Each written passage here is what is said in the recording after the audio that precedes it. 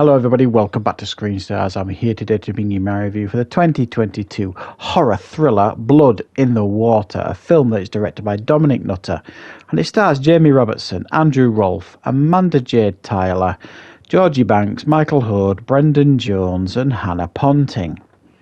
Now the film, it says it on the poster, Saw meets Jaws. So essentially the film focuses on a group of strangers that are kidnapped and chained to the outside of a domestic swimming pool.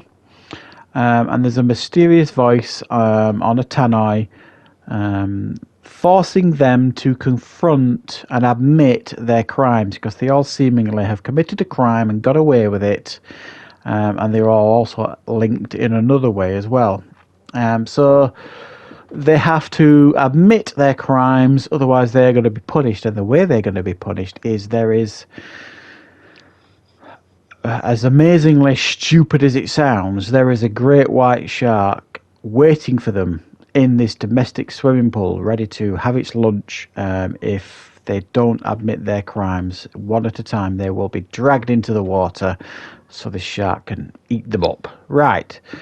What are my thoughts on Blood in the Water?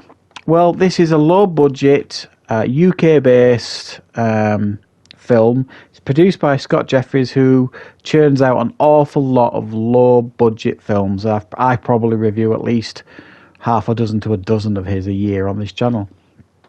And many of the actors in this film I've recognised in many of his other productions, even though in this film, apart from one of them, it puts like a Cockney accent on. A couple of them put like American accents on. So even though this is like UK based, it's presented as not necessarily being set in the UK. Certainly that was my impression when watching it. Now, this definitely is not subtle in how it compares itself to the Saw films. Now, personally, I'm not a big fan of the Saw franchise. I've seen a couple of them, but they're not my type of film, so it's not really fair for me to massively compare them. Obviously, there is a comparison. It makes the comparison itself on its own poster, so it's definitely there for the comparison. They're all chained to the outside of this pool, and they're all kind of forced to admit their crimes, sort of thing. But rather than like solving puzzles to free themselves, they've got to kind of figure out how they're not going to get munched by this shark that's living in the pool. Saying that out loud just makes me laugh sometimes, because while there are aspects of this film that are quite interesting, it's certainly an interesting premise, this film. I think that's certainly a compliment I can give it. Beyond that, it's so stupid.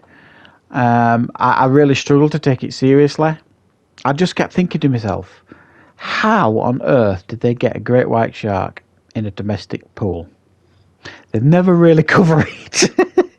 Not to a satisfactory level anyway. I just thought it was really quite hilarious the more I thought about it. And that's the problem with this film. If you can put logic to one side, there may be aspects of this film you could certainly enjoy. For a low budget film, it does actually a decent amount with the budget that it's got. It's only set in this one location, apart from a number of flashbacks.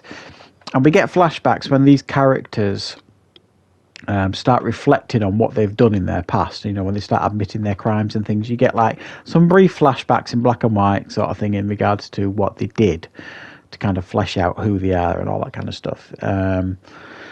Beyond that, it's all really, the 95% of it is set around this pool. And for me, I actually found aspects of the film quite dull. And there's a few reasons for that. I didn't find the characters particularly compelling. I didn't find the reasons for them to be there to be overly compelling. The connection between them all wasn't overly interesting, and there were moments in the film where I just was struggling to tie together the connection between them, because it was either really thin or poorly explained, or I was starting to check out, sort of thing. It was one or all of the above as to why I was starting to lose interest, or certainly lose track of what was going on in the film.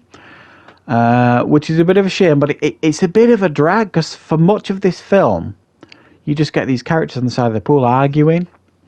And that's generally the film. And now and again, one of them will get yanked into the pool, and there'll be some shots of a shark chomping on them. So if you go into this film thinking you're getting a shark film, you're going to be disappointed. If you're going into this film thinking you're getting a Saw film, you're probably going to be a little bit disappointed. If you go into this film expecting a little bit of each, and you don't mind a low budget and, you know, a distinct lack of respect for logic, then there might be a little bit of a film here for you to actually enjoy. I mean, it ain't gonna certainly change your world. It's bearable and watchable. I've watched far worse films than this year. Another thing I wasn't particularly keen on was the lighting. It was dark all the time, and then quite a lot when they put this timer on, like a 3-minute timer, when they all had to kind of admit their crimes periodically in the film and that sort of stuff. And when this timer went on, there was like this red lighting that went on. I just found it really off-putting and hard to watch. You know, it just, I don't know, it was just didn't help the film, if you like. I don't particularly think so. Yeah, what am I going to score this one? Well, I'm probably going to be reasonably generous and give this one a 4 out of 10. You know, I didn't hate it or despise it or anything like that. You know, for what it is in regards to the budget and all that kind of stuff, it's certainly bearable and watchable with a pretty cool idea.